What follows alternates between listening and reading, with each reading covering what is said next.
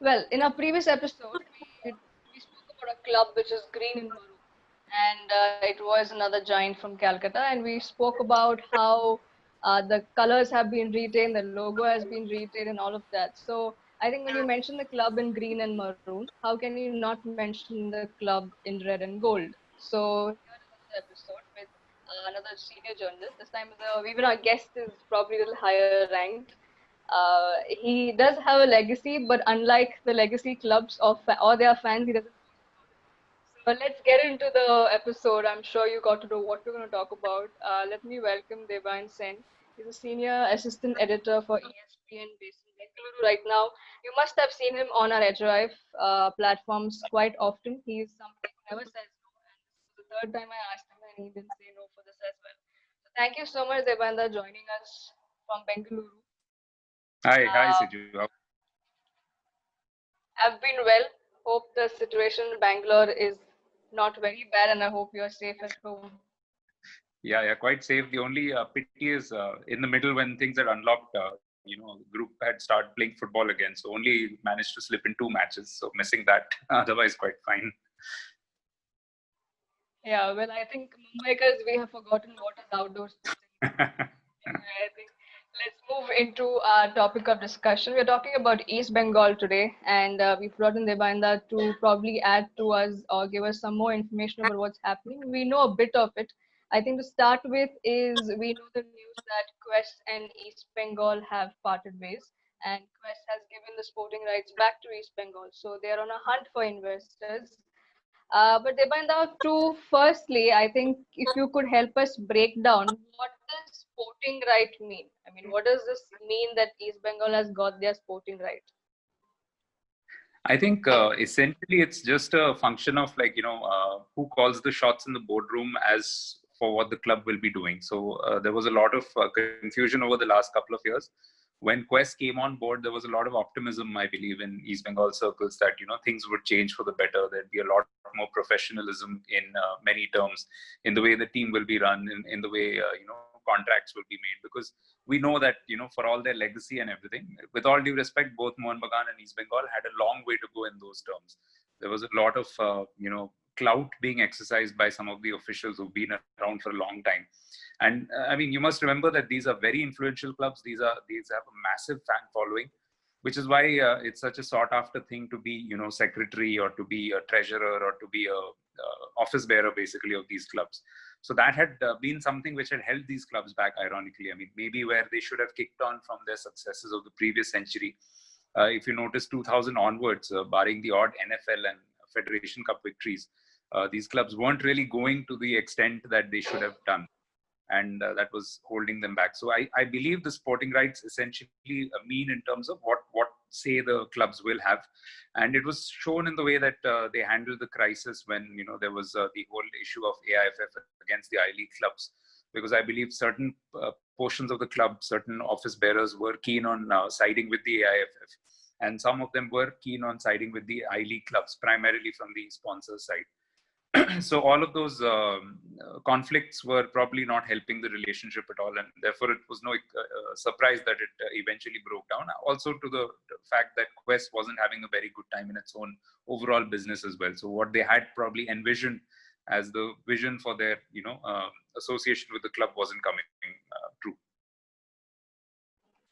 Yeah, great. I mean, I think my next question was about that, and you partly answered it. So, if you could share some more updates on this or shed some more light as to what went wrong between Quest and East Bengal, because we thought this could be a healthy relation and probably also help because the clubs, as we've seen, have been facing issues to find the right investors. So, when this happened, we thought that this was a good relationship going ahead. But so, what went wrong between the two? Yeah, I think essentially the issue was pretty much of a lot of ego clashes at the top, because the CEO, the erstwhile CEO, was somebody who had apparently been placed in by the Quest side, and I think there was a lot of good ideas that he had come to the board with, but there was a lot of clash of ideas when once he started functioning on a day-to-day basis with the rest of the club, and the old guard. From what I've understood, they kind of were feeling a little marginalized. They were kind of feeling a little threatened about how much clout they would have, because in these clubs, the traditional officials do tend to hold a lot of powers. They call a lot of shots, not just in terms of the drafting of the squad, but also coaching, sort of selections, team selections. They have a lot of unusual amount of clout in these things, and that was beginning to probably get eroded to an extent, and that's why there was this whole conflict between the two groups, and that was gnawing away in a sense at the relationship.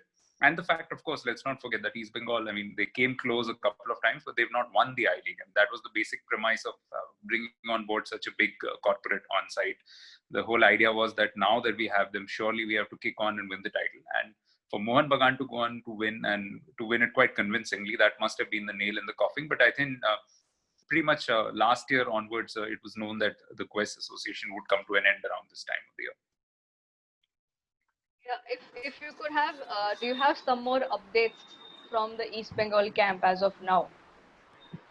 Not really. I mean, apart from what's been coming in the news, that they've been in talks with some MNC or some company based in Singapore. So nothing apart from that. There's not a lot that's coming out of the camp. One thing which is obviously an open secret is that ISL themselves are keen on having East Bengal on board at some stage or the other, especially because they want the Kolkata derby, I suspect, to be played at the ISL level. But I don't think there's been much headway, and it's not helped this whole pandemic situation, because that has meant that a lot of potential sponsors or a potential corporate which might have otherwise shown a little bit of interest has probably been a little bit wary of getting into it for the moment. What about signings, Devendra? Because we've been reading that a host of names were linked to the club, and some deals have already been done, but they're just waiting to announce. Just a wait and watch kind of a thing. So, can you shed some light on that? Yes, to be absolutely honest, I'm not very sure I can vouch for too many of them. But yeah, it's a interesting sign that a club which is officially without a sponsor and which is officially not really certain of its immediate future, that has been at the center of a lot of transfer rumors and everything. But that just tells you about the passion for the sport. And yeah, obviously, I mean, this situation was likely to happen because of the ATK Mohun Bagan merger as well, because Mohun Bagan had such a good squad at its disposal, and not all of them obviously were going to get retained in the larger ATK setup. So there will be players who will transfer in, but I'm sure there must be a few that are holding out just to see where eventually East Bengal lands up, whether they play in the ISL or the I League, and with what sponsor. Because let's face it, I mean, it still is a club to play for, and from a player's perspective, it's quite quite a massive and important career step to be found playing in a club like that. Yeah, absolutely. I agree on that bit. But the whole fact that now what happens is we don't know much, because the same article that we read, I think it was on Times of India, about the fact that there's a Singapore company interested in investing. It also mentioned that they have asked for an extension of the whole date, like July 31st. So in case they don't find any investors, what happens then to East Bengal? They don't get to play in ISL? Yeah, I mean, to be very honest, that looks like the most likely scenario at this point of time, because there were a lot of plans which the ISL, I believe, had. They wanted to expand the league, not just in terms of the teams itself. There was talk of maybe Odisha FC coming on board with East Bengal as one of their sponsors, or something of that sort. Like, the two of them merging, like ATK and Mohun Bagan have done. There was talk of a third round of games, but clearly all of that has been just thrown in the spanner because of this pandemic.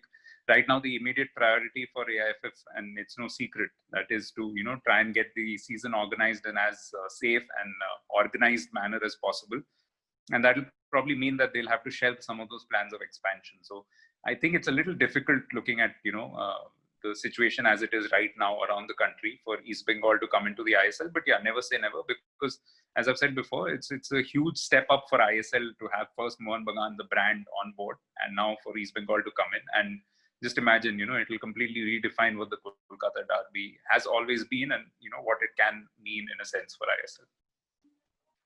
Yeah, absolutely. I mean, just to imagine that whole sight of the whole glamour and glitz that ISL brings in, and then you already have a set derby. They don't have to create another derby. They have the original derby with them right now.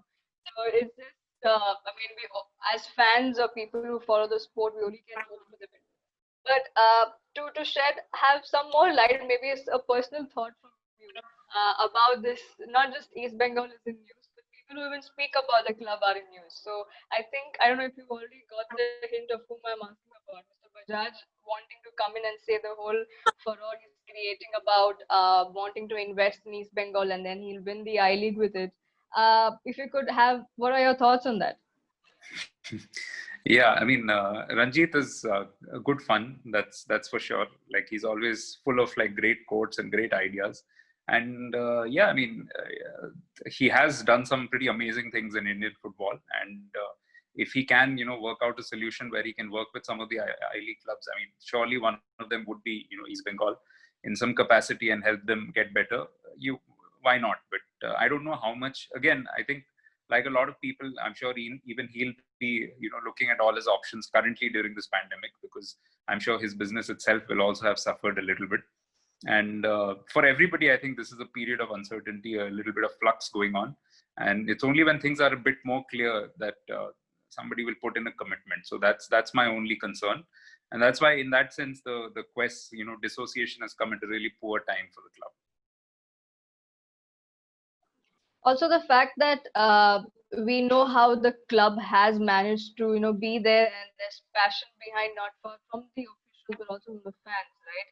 And also the players who are right now, former players who are right now fans of the club, like the likes of Baichung Bhutia coming ahead and saying that he'll help the club find investors. Are there any more information on that, any more updates about that?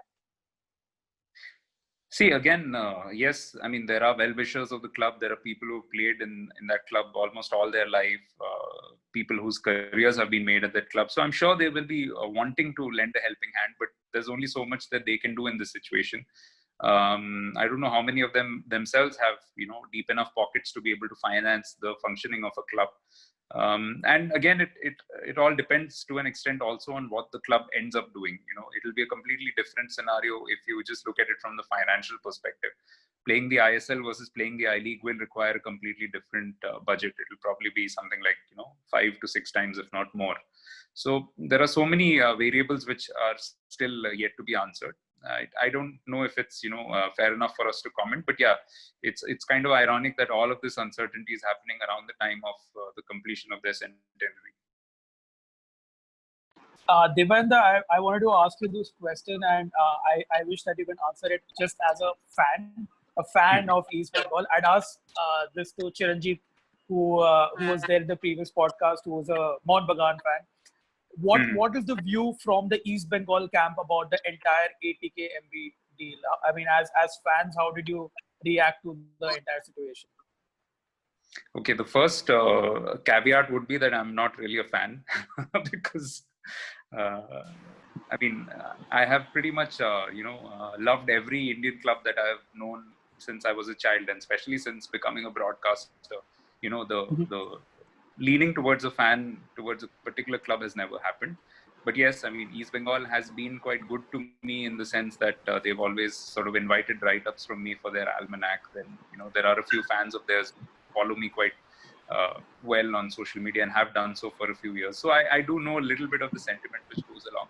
I think they're kind of happy with where Mohun Bagan has gone, because it is a good scene to see, because Mohun Bagan themselves were struggling for finances for a couple of seasons before this, and in that sense, this is a little bit more consolidation. And of course, there's a good bit of banter going on as well, because now effectively Mohun Bagan, the club, is 0 years old, because as it used to stand, it's gone. So it's only ATK MB which is now in its first year. So it's just a baby right now in Indian football circles.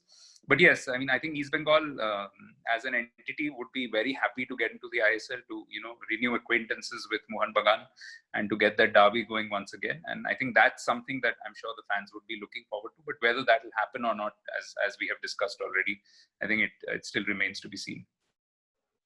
Now, we know for the fact that you've been in the broadcasting and commentating aspect as well, right? And you also right now mentioned how you love every Indian club, especially when you've joined broadcast. So if you could Tell us how many Calcutta derbies have you covered as a commentator or broadcaster?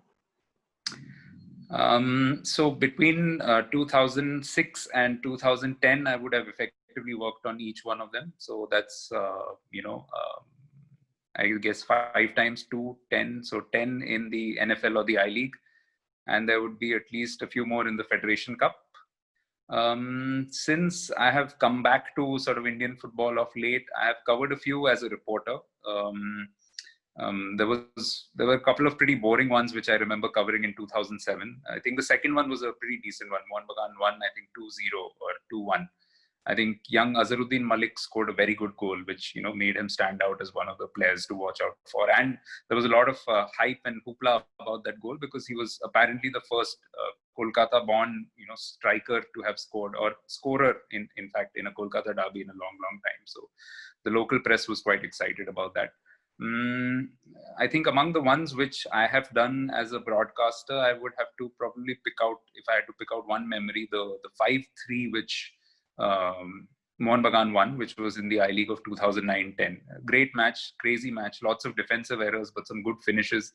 Chidi Ede scored, I think, 4 goals for Mohun Bagan that night.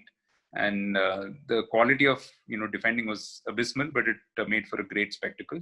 And if I look at it from an East Bengal perspective, or maybe the second best game was probably the 2009-10, the same season, the Federation Cup semi-final. So that was on the 31st of December. And Lajong had already qualified for the final. This was the Federation Cup in Guwahati. And the East Bengal club actually was staying in the same hotel where I was. And what happened was on 31st, the morning. So our Z Sports crew, we used to play football because we were at the hotel, which was right adjacent to the Nehru Stadium. So we used to play football every morning. And that morning, Shillong Lajong were also just doing some warm-ups the day after their victory. And Stanley Rosario was their coach back then. So he invited a few of us over and he said, yeah, come play with our boys. So we played, with them and everything. And then the same day, my wife was actually joining me. So I rushed off to the airport to pick her up. And we watched the semi-final. And East Bengal actually played a very good game. They won 2-0. I think Mehtab Hussain and Baichung Bhutia probably scored the goals. And at the end of the game, what happened was East Bengal were going off somewhere to party, both New Year's Eve as well as their victory. And Baichung came up and said, why don't you guys join me? I said, okay, we'll come. But actually, my wife and I, we knew Karim Ben Sharifa from a little bit before that. So we'd promised him that we'll meet him after the game, irrespective of what happens. So I thought that, poor man, he must be a little depressed. So we thought we'll go cheer him up. And we actually spent a very good evening, talking about anything other than football. He spoke about his family life and we spoke about other things. And we, rang in the new year, just having a quiet little dinner. And then we headed off to the place where Baichung had told us that there was a party on. But by then, I think they'd already left. So all we found was just some drunken Assamese people. And it didn't turn out to be the party that we had hoped to go for. But yeah, that was another memorable match. That's some great stories, right? Just to stick with this, because to make this probably episode more special, if you could, any of your, now you mentioned about the matches that you've covered, but if you could tell us, like you already mentioned one, that your interaction with Karim and the relationship with the coach, but any interactions that you kind of cherish from both these camps? I mean, now that we know that you're not a club a club fan. Yeah. So I think we can ask that question to you, considering your vast experience. Any interactions with players, coaches, officials that you kind of cherish? I think, there's something about, there's something about Kolkata football. And I don't know if that, essence will be retained now in the era of ATK Mohun Bagan. That will be the biggest challenge, I think, for the new club. Because, little images stick in my mind, like when East Bengal, or when we started covering the NFL in the first season in 2006, just watching, because Baichung had just come back, I think, from his foreign stint in Perak. That was probably his first or just his second season back in East Bengal.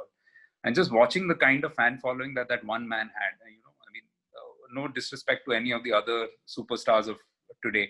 Sunil Chhetri gets absolutely mobbed everywhere he goes, particularly at BFC. But Baichung and his relationship with the crowd was something else, and it had to be seen to be believed. And he would always use a side exit. He would, go off in a scooter being driven by his friend. He would never go out with the team because that was the kind of mobbing that he would always be subjected to. And invariably that used to be like, from a door which was very close to where our production control room was. So after, commentary, I used to come down and, stand around and just wait for the rest of the crew to finish up before leaving. And we could hear, fans shouting Baichung, Baichung, Baichung. And we would often just go out and, check it out for ourselves, that whole spectacle. Fans mobbing him with flags and painted faces and everything, and just, watching him off.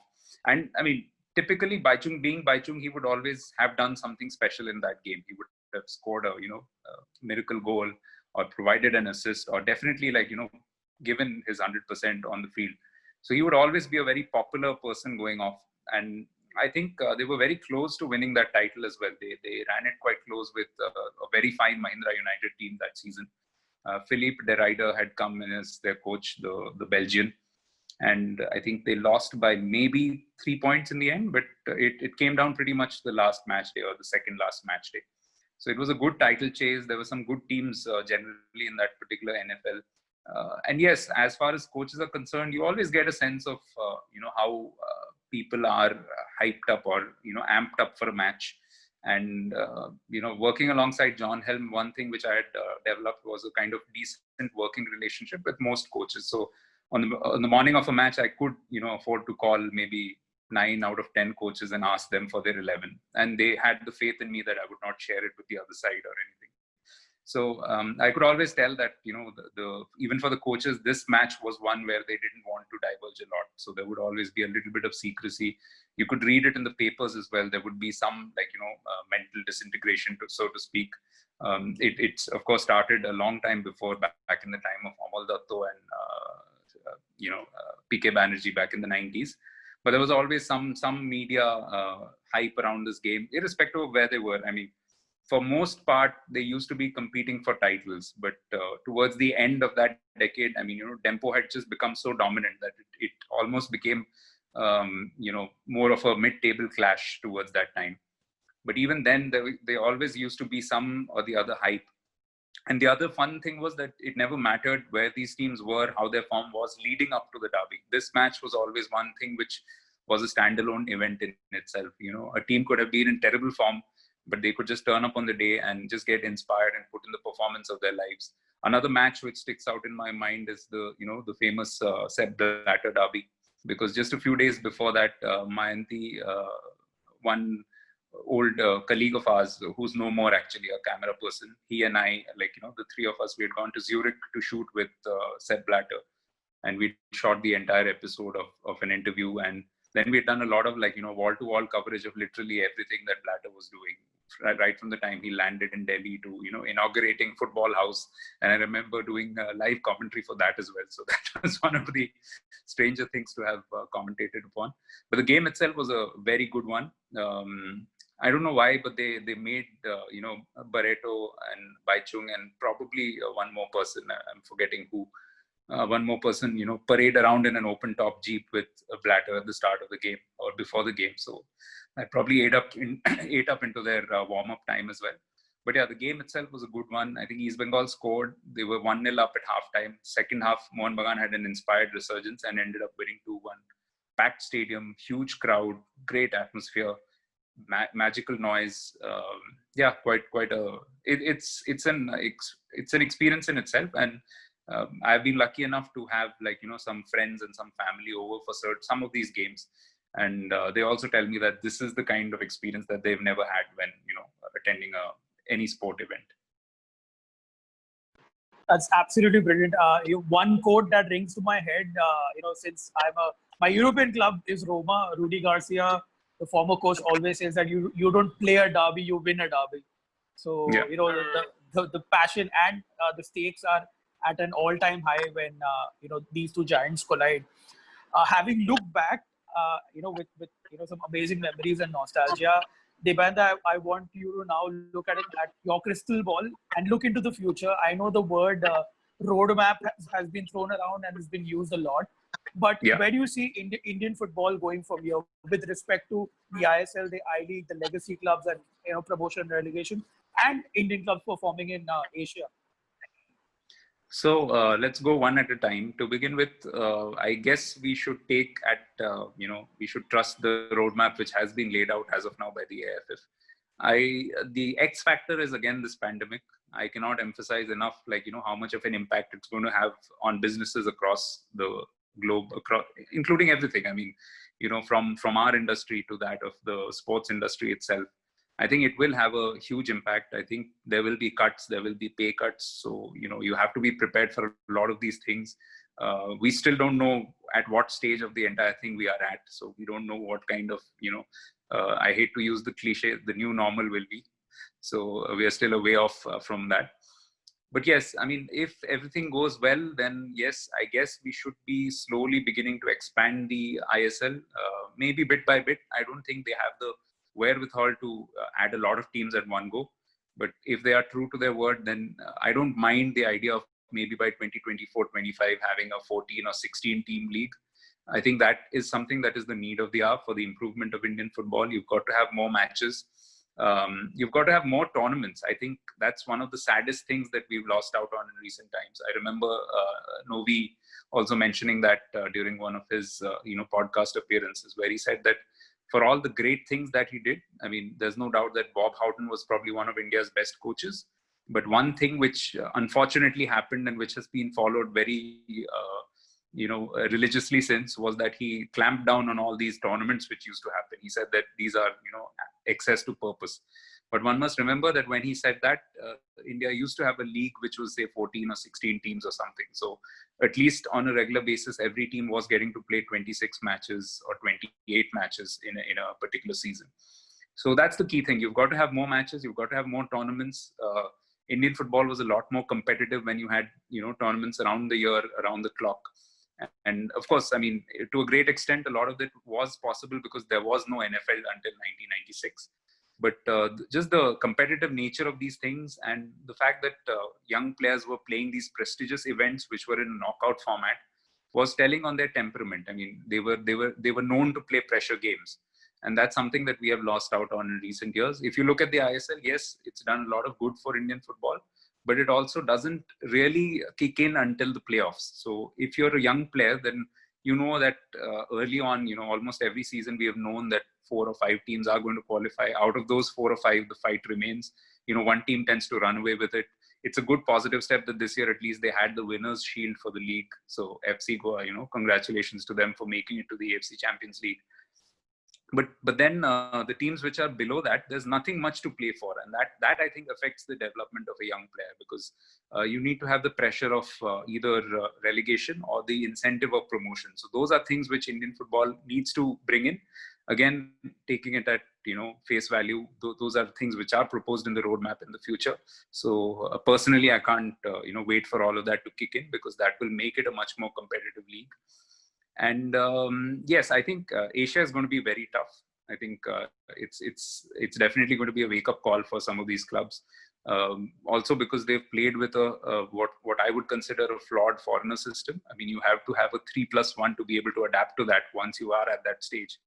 Because let's face it, I mean, when FC Goa go into AFC Champions League, then there are not going to be any freebies. At least in the AFC Cup, you have, in the early stages, you have the option of fielding slightly weaker teams, because that the opposition is largely from South Asian nations. Your qualifiers are usually against teams from Bhutan or Sri Lanka or Maldives, and even that we've seen in recent times that isn't always a cakewalk.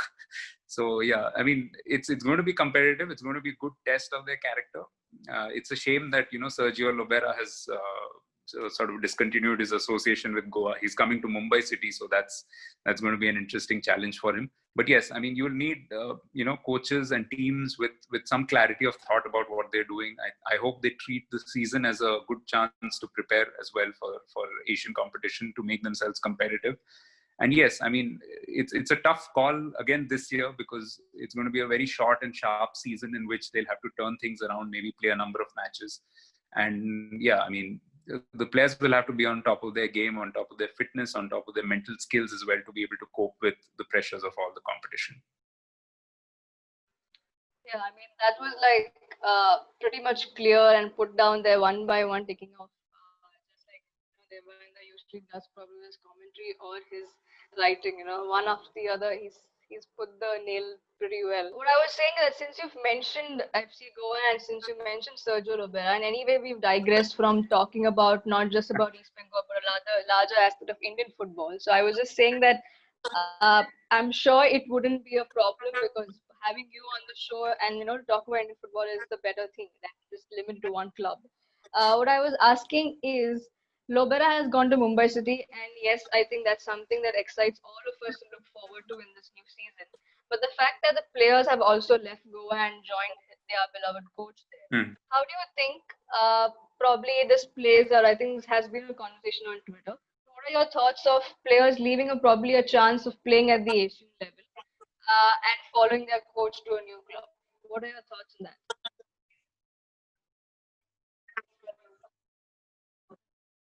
Yeah, I mean, in itself, it's not unusual. It happens around the world. Players do tend to pick up special relationships with coaches, and it's often a matter of trust. So they don't know what kind of situation they'll get when the new coach comes in, whether they'll feature as a prime player in their plans, or whether they'll get the same kind of respect or the same kind of trust. So in that sense, it's not a very unusual thing for them to have followed on to Mumbai City. And Mumbai City now will have probably a slight upper hand because of their association with the City Football Group. There is obviously that incentive of being part of a larger thing in global football. There will be probably a little bit more media attention around Mumbai City following this season. So from a player's perspective, one can understand why you would want to move across to a new club.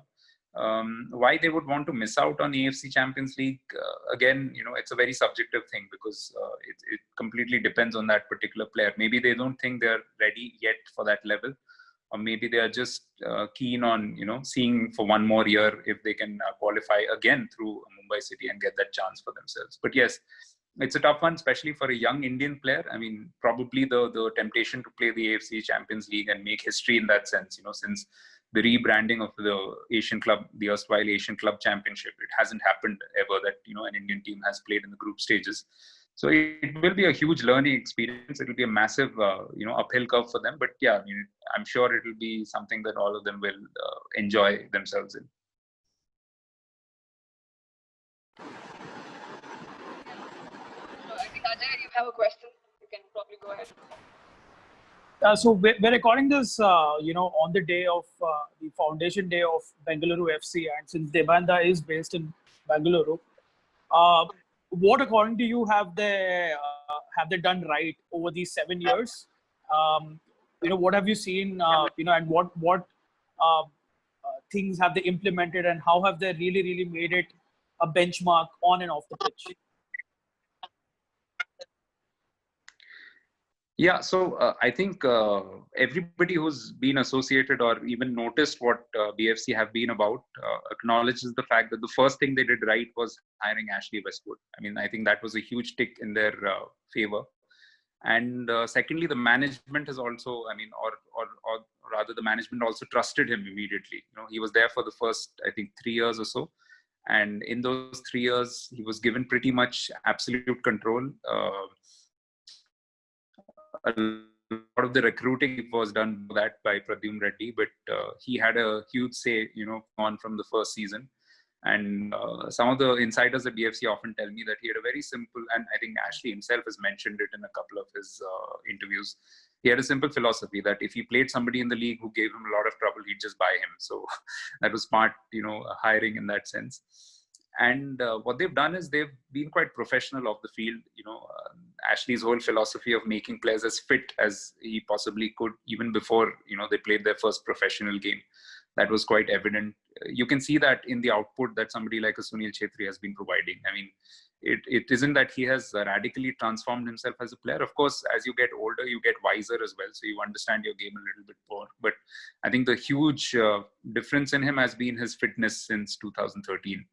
How he's been able to maintain himself, how he's able to last 90 minutes in most games, and invariably comes up with the goods later on in the match. So he's understood the whole idea of how to treat your body with respect, how to train well, how to train hard, and how to make that maximum impact on a game day.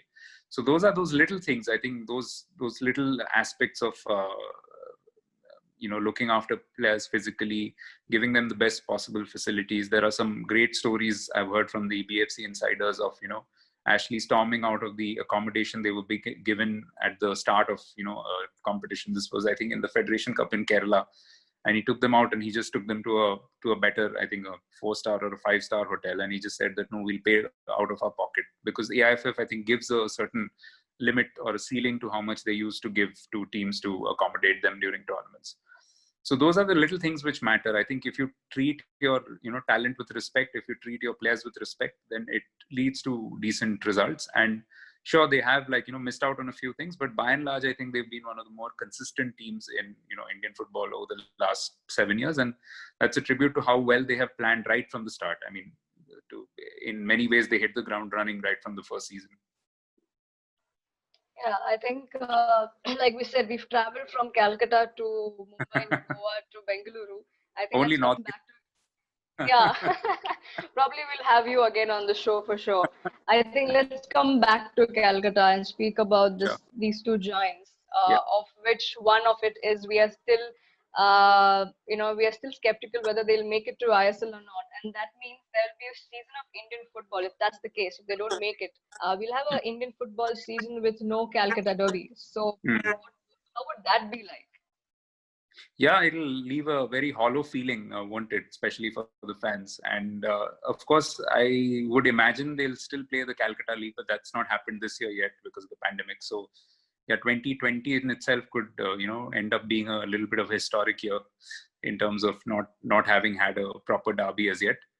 I think sooner or later, as I've mentioned before, I think East Bengal will find itself into the ISL, but whether that happens this season or not, we'll have to take a look. So yeah, for one season, I guess they might have to do without a Kolkata derby. But yeah, now the pressure is really on them. I mean, whatever happens, irrespective of, no disrespect to any of the other clubs, but East Bengal will believe that now that Mohan Bagan is out of the way, they've got to somehow make sure that they win the I-League at least once before they graduate up to the ISL, because that's been a major, millstone around their neck. They've come close on so many occasions, the NFL, the I-League. I think they have the record for the most runners-up finishes. And that's something that's a little sad, I'm sure, for the supporters, because year after year, they've got that little hope because they've competed well. They've, done well in this interim period. They won the knockout competition a number of times, but they've just not put it together at the league level. And I mean, invariably, they tend to start well and just finish off really poorly. So somewhere they have to find a little bit of consistency. And yeah, hopefully the club, just gets its act together and recruits better, shows a little bit more consistency in everything that it does, in how they back their coaches. That's been a major factor as well. Alejandro Menendez is probably one of the few that has had some backing, at least in recent years. But yeah, I mean, really too good a club to not have won the National League for so many years. Yeah, absolutely. I mean, it would really be heartbreaking, I think, for all of Indian football fans to not have the derby. As you mentioned, probably in Calcutta League, but then the larger aspect of being the ISL, or that they used to play in the I-League. But probably this gives, in case East Bengal doesn't make it this season, probably this should give them a little more chance of winning the I-League. I'll also say something. Yeah. I'll also like to say something, and it's something which has been pointed out by a lot of people to me, and I kind of agree. I think what has also, it might serve as a blessing in disguise, because, what's been happening is that Indian football for a long time has been caught up in the trapping of the Kolkata derby and its appeal. And it's been a, fabled story to tell that, yeah, whatever, 80,000 to 100,000 people turn up for the derby, and it divides a city into two, distinct halves, and there's fights and everything. It's a great story and everything. But I think what it kind of also cloaks over is the fact that Indian football has not progressed for a long, long time. So if you look at derbies around the world, yes, they are great in their own context, but there's also a lot of work that's happening at the other levels. So when you compare it with any other country, in Italy, in Spain, everywhere, I mean, it's followed with a lot of frenzied passion. Even South Africa, for that matter, the famous derby there. But there's been so much of work which has been put in at the grassroots in all of these countries. They have reached at such a great level in terms of their football. Their leagues are at such a different optimal level. that for a long time we have been, I think India has been sort of hiding behind the, the glitz and glamour of this one match, one single match in a whole calendar, and just saying that, see, we have football in our country and everything. Maybe not having that will serve as an eye opener. And I mean, ironically, we land up at Northeast. The Northeast has some good teams. They have some good passion, some good matches which have been played by teams from there. They won the league in recent times with Aizawl. So it's time that we sort of turn our focus away from Kolkata a little bit and look at the other pockets of football as well, and see what these guys are doing right or wrong, maybe, what they could do better. Because let's remember that the future is grassroots program, and grassroots program is something that has been probably done, nobody's done it better than the Northeast in recent times. So maybe this is a good occasion for us to just take a step back and say that, look, it's great that Kolkata has had these great teams, but Indian football is more than just the Kolkata derby. Indian football has to be more than just East Bengal and Mohun Bagan. There have been some great players and some great clubs from Goa as well. So everybody needs to get their due. And we have to take a hard look at ourselves and see that which are the things which we are lacking. Because that's one match which also used to invariably inflate the figures for, stadium attendances in the I-League or NFL or whatever, whichever competition these two played in. But it's now time for us to move away from that and take a realistic look at where we are as a football nation. Is there an interest? Are there people playing the game? Are there people coming through the ranks? These are the harder questions which have to be asked, not just by us, journalists, but fans as well. We have to ask it to administrators. We have to ask it to the clubs. We have to ask it to people who are in charge of women's football. Where are the women? Like, why is the focus not on them, even though we are, hosting an under-17 women's World Cup? Where is the women's youth league? I mean, is there anything of that sort in the pipeline? So those are the hard questions that we need to get to, and maybe not having the derby will just allow us to expend a bit more energy on those harder questions, uncomfortable questions. Devanda, just to complete the geographical loop, if I had to take a punt right now in terms of who's going to win the I-League, I'm going to be putting my money on Real Kashmir. So there you have it. We've done Mumbai, Goa, Kerala, Kolkata, Northeast, and now we've closed the loop with Kashmir. But all jokes and banter aside, I think it was like really great to have this conversation on Indian football. I'm sure that we did not anticipate that we would be doing the entire loop of the country when we started this podcast. But yeah, really, really great to have you here. Thanks so much. I think before letting you go, before even having my final point to you, I just want to say that thank you for that eye-opening point that you mentioned. I mean, it's quite valid. Of just to replug it again or say it again, the fact that eyes off Kolkata derby might just open our eyes further to the country and how the footballing is in the country, and to ask those questions. So I think it's a valid point to leave the listeners, the people whoever watch this with. And but to end it, probably, I don't know if you expected me to ask this, but we've been watching you also upload cover songs of Kishore Kumar on your YouTube channel. So I think since we have you here, I have to ask you, if I had to ask you to sing a song, probably dedicating to East Bengal fans, maybe a line or two of any of your Kishore Kumar favorite songs, please. Yeah, I wasn't expecting that at all. So I don't know if it's a Kishore Kumar song, but there's a very beautiful Bengali song about football. So I'll just sing a couple of lines from that if I can remember the lyrics. This is from a film called Dhoni Mein, and I recently on ESPN, ESPN.in, I put in a quiz question which was based on this. So in this movie, there's Jaya Bhaduri, who plays the female protagonist, and Uttam Kumar, who was a huge actor of the 50s, 60s, and 70s. So he plays the sort of elder brother of the main character, and he takes a football club to a village, and they end up winning the tournament, which is named after the uncle or something of late uncle of Jaya Bhaduri's character, whose name was Manchester Chowdhury. So it was called the Manchester Shield, and they end up winning the Manchester Shield, and that sets off a whole host of comic capers and everything. But yeah, eventually the boy and the girl fall in love, get married and everything. So when this team is headed on its way by train, so they sing the song. So the lyrics of it go, Shob Khelar Shera, Bangari Khela Football, or something of that sort. So it basically means that out of all sports, the favorite sport of the Bengali is football. So it goes a little bit like this. Wait. সব খেলার সেরা বাঙালির সেই football, সব খেলার সেরা বাঙালির সেই football. Goes a bit like that, but yeah, I'm not sure if I got that completely right.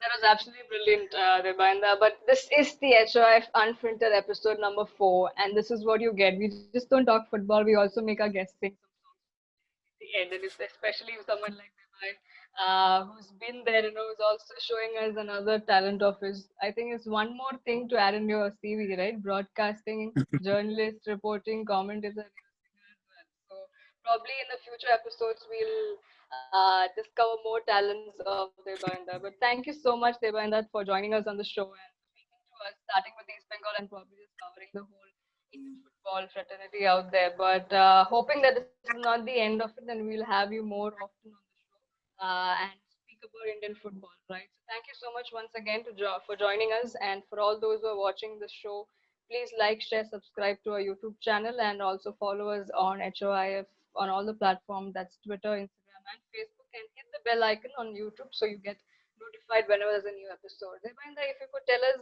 your Twitter handle, so if people would love to follow you there. Yeah, I'm at Debayan Sen. Very simple to remember. Yeah, absolutely simple to remember. And I sometimes get the spelling wrong. It's Debayan, and there's no E in between. So hopefully you get that right. And once again, thank you, Debayan, for joining us, and thanks for our listeners for tuning into our show. We meet next time, probably with some more Thanks. entertaining and good lineup. We have a good lineup of guests coming on.